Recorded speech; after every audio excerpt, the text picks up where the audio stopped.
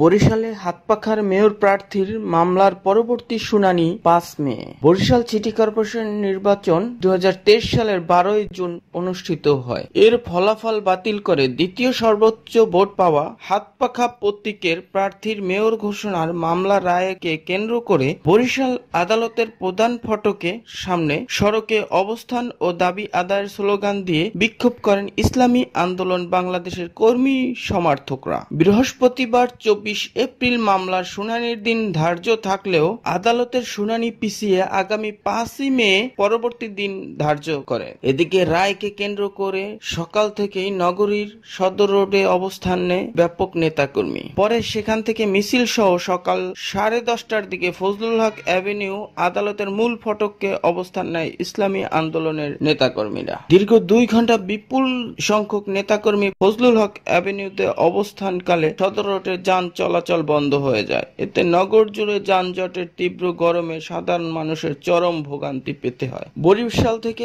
Parvez Sikdar, news desk, Bijli TV.